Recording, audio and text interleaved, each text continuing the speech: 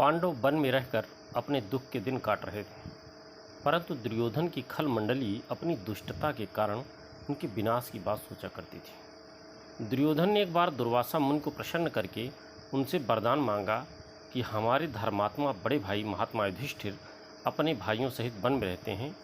महाराज, एक दिन आप अपने सभी शिष्यों सहित उनके यहाँ अतिथि बनिए, परंतु इतनी प्रार्थना है कि वहाँ सब लोग जब भोजन कर चुके हों और जब द्रौपदी खा पी कर आराम कर रही हों तभी आप जाइएगा।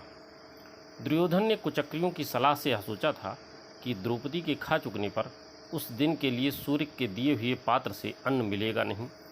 इससे क्रोधी स्वभाव के दुर्वासा ऋषि पांडवों को शाप देकर भस्म कर डालेंगे और इस प्रकार अपना काम बहुत ही सहज रूप से बन जाएगा।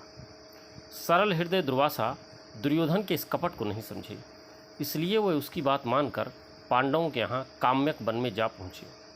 पांडव द्रौपदी सहित भोजन आदि करके सुख से बैठे वार्तालाप कर रहे थे। इतने में ही 10,000 शिष्यों सहित दुर्वासा जी वहाँ जा पहुँचे।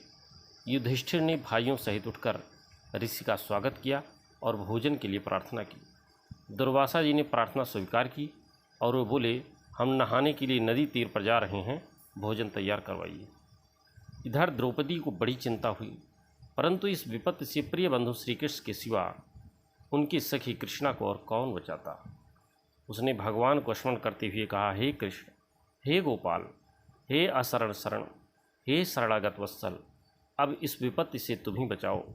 तुमने कौरवों की राजसभा में जैसे दुष्ट दुशासन के हाथ से मुझे बचाया था, वैसे ही इस विपत्ति से भी बचाओ। इस समय भगवान द्वारिका में रुक्मिणी जी के पास महल में थे। द्रौपदी की स्तुति सुनते ही उसे संकट में जान भक्त वत्सल भगवान रुक्मिणी को त्याग कर बड़ी ही तीव्रता से द्रौपदी की ओर दौड़े। अचिंत्यगत ईश्वर को आते क्या देर लगती, वह द्रौपदी के पास आ पहुँची। द्रौपदी के मानो प्राण आ गए। उन्होंने प्रणाम करके भगवान को सारी विपत्ति कह सुनाई। भगवान ने कहा, यह सब बात पीछे करना, मुझे बड़ी भूख लगी है, मैं घबरा रहा हूँ, मुझे कुछ खाने को दो। द्रौपदी ने कहा, भगवान, खाने के फेर में पड़कर तो मैंने ही आपको याद किया है, मैं भोजन कर चुकी हूँ, अब उस पात्र में कुछ भी नहीं है। भगवान बड़े विनोदी हैं, कहने लगे, अरे कृष्ण, मैं तो भूखों मर रहा हूँ, तू दिल लगी कर रही है, दौड़कर थाली उठा ले या, मैं देखूँ उसमें कुछ है या नहीं। बेचारी द्रौपदी क्या करती, पात्र लाकर सामने रख दिया। भगवान ने तीक्ष्ण दृष्टि से देखा और एक साग का पत्ता ढूंढ निकाला। भगवान बोले, तू कह रही थी ना कि कुछ भी नहीं है, इस पत्ते से त्रिभुवन तृप्त हो जाएगा।